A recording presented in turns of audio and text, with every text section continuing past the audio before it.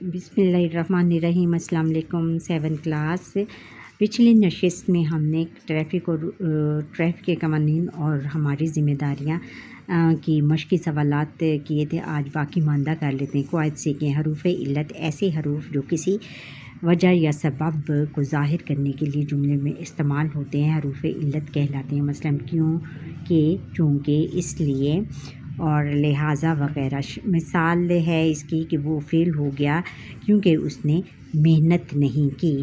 اور اب حروف تاکید۔ حروف تاکید کیا ہوتے ہیں کہ جو ایسے حروف جو کام یا بات میں زور پیدا کرنے کے لیے جملے میں استعمال ہوں حروف تاکید کہلاتے ہیں۔ مثلاً ہرگز، کبھی نہیں، ہاں ہاں وغیرہ۔ اور اس کی مثال یہ ہے کہ دھوپ میں ہرگز نہ بیٹھو۔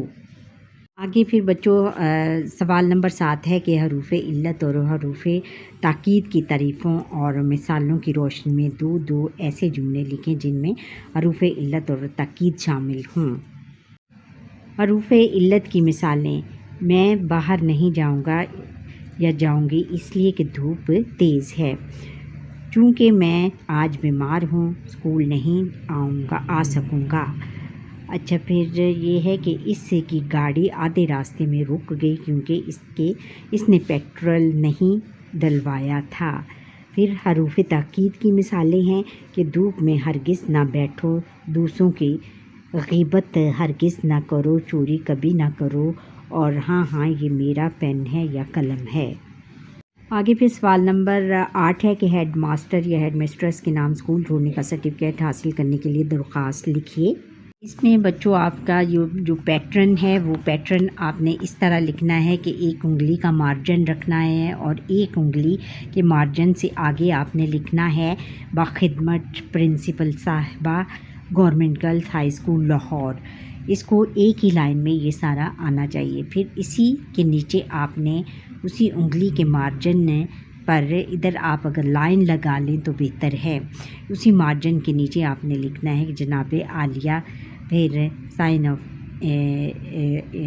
یہ سائن لگانا ہے۔ پھر مودبانہ گزارش ہے کہ میرے والد صاحب ایک سرکاری ملازم ہیں، ان کا تبادلہ لاہور سے کراچی ہو گیا ہے۔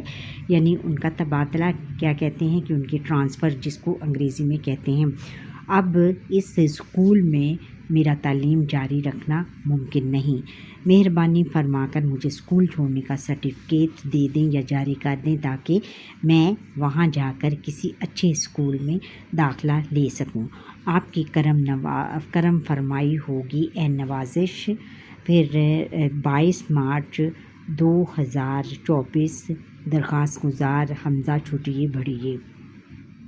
اس میں آپ نے پیٹرن بالکل بیٹا ایسا ہی رکھنا ہے۔ اگر اسے ہٹ کر آپ اپلیکیشن یا کوئی درخواست لکھیں گے تو وہ ایکسیپٹ نہیں کی جائے گی اور اس میں مارکس کٹیں گے۔ سوال نمبر 9 ہے کہ دیے گئے خاکے کی مدد سے کہانی لکھی۔ کہانی کا اخلاقی سبق نتیجہ بھی تحریر کریں۔ اچھا، انہوں نے خاکہ یہ دیا ہوا ہے کہ کسی ندی کے کنارے اونٹ اور گیدڑ کی دوستی ہو جانا، اونٹ کا روز ندی پار جانا، پھر گیدڑ کا سوچنا، اونٹ سے پوچھنا، ندی کے پار خربوزے کے کھیتوں کا بتانا، گیدڑ کے دل میں لالچ آنا، اونٹ کی منت کرنا، اونٹ کا گیدڑ کو پھر بتانا، گیدڑ کے دل میں لالچ آنا، یہ سارے اپنے اوپر سوار کر کے ندی پار کرانا، اونٹ کا گیدڑ کو اپنے اوپر سوار کر کے ندی پار کرانا، پھر گیدڑ کا خربوزے کھا کر شور مچانا، گیدڑ کا مالک آنا اور گیدڑ کا چھپ جانا، اونٹ کی پٹائی ہونا، واپسی پر اونٹ کا ندی میں بیٹھ جانا، گیدڑ کا ندی میں ڈوب جانا، اور اخلاقی سبق یا نتیجہ ادھر لکھنا ہے۔ وہ جو خاکہ تھا اسی کو مد نظر رکھتے ہوئے ہم نے کہانی لکھی ہے اونٹ اور گیدڑ۔ ایک دفعہ کا ذکر ہے کہ کسی ندی کے کنارے ایک اونٹ اور گیدڑ کی دوستی ہو گئی۔ اونٹ ہر روز ندی پار جاتا تھا، گیدڑ بھی بیٹھ کر سوچتا کہ وہ ہر روز ندی پر کیا کرنے جاتا ہے۔ اس لیے اونٹ سے پوچھا تو اونٹ نے بتایا کہ وہ ہر روز ندی پار خربوزوں کے کھیت میں جاتا ہے اور وہاں میٹھے میٹھے خربوزوں سے لطف اندوز ہوتا ہے۔ گیدڑ کے منہ میں پانی بھر آیا۔ اس نے اونٹ کی منت سماجت کی۔ اونٹ اپنے دوست کی بات کو نہ ٹال سکا اور اس نے اسے اپنی پیٹھ پر بٹھا کر سوار کیا اور اسے ندی پار کروائی۔ اب دونوں دوست خربوزوں کے کھیت میں پہنچے اور دونوں مزے سے خربوزے کھانے لگے۔ اونٹ ابھی خربوزے کھا رہا تھا کہ گیدڑ نے خربوزے کھا کر شور مچانا کھیت کے کنارے بیٹھ کر شور مچانا شروع کر دیا۔ اونٹ نے اسے شور مچانے سے منع کیا، مگر وہ کہنے لگا کہ کھانے کے بعد چلانا میری عادت ہے۔ اتنے میں کھیت کا مالک شور سن کر وہاں آ پہنچا۔ گیدڑ تو چھپ گیا، مگر اونٹ نہ چھپ سکا اور جلد ہی پکڑا گیا۔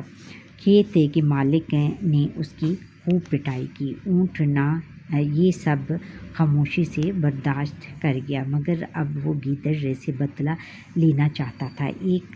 یہ دونوں پھر سے ندی کے کنارے اکٹھے ہوئے۔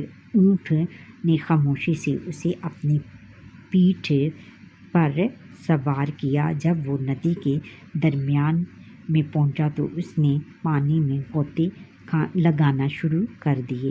گیدڑ نے اونٹ سے کہا، غوطے نہ لگاؤ ورنہ میں ڈوب جاؤں گا۔ اونٹ بولا، کھانے کے بعد نہانا میری عادت ہے۔ چنانچہ اس نے پانی میں لمبا غوطہ لگایا۔ اس طرح گیدڑ ڈوب کر اپنے انجام کو پہنچ گیا۔ نتیجہ یہ ہے کہ جیسی کرنی ویسی بھرنی، کہ انسان جیسا کرتا ہے ویسا ہی اس کے ساتھ ہو جاتا ہے۔ یعنی جیسا آپ کسی کے ساتھ برتاؤ کرو گے، اگلا جو دوسرا ہے وہ بھی آپ کے ساتھ وہی برتاؤ کرے گا۔ اس کہانی سے ہمیں یہ سبق ملتا ہے کہ ہمیں ہمیشہ دوسروں کے ساتھ اچھا برتاؤ کرنا چاہیے اور کسی کے ساتھ بھی برا برتاؤ نہیں کرنا چاہیے۔ اگر کریں بھی تو پھر اپنے جو بدلے کی نیت کو سمجھنا چاہیے کہ وہ بھی اس طرح کر سکتا ہے، کہ وہ بھی میرے سے بدلہ لے سکتا ہے۔ اس لیے ہر ایک کے ساتھ اچھے برتاؤ کے ساتھ پیش آنا چاہیے اور اچھا سلوک کرنا چاہیے۔ اچھا بچوں، یہاں پر ہی ہمارے آج کے لیسن کا وقت ختم ہوتا ہے۔ آپ مجھے لائک سبسکرائب کریں، بیل آئیکن پر کلک کریں اور کمنٹ ضرور کریں اگر آپ کو میرا پورا لیسن دیکھنے کے بعد، اور سبسکرائب کریں جو میرا لیسن پہلی دفعہ دیکھ رہی ہیں۔ اللہ حافظ۔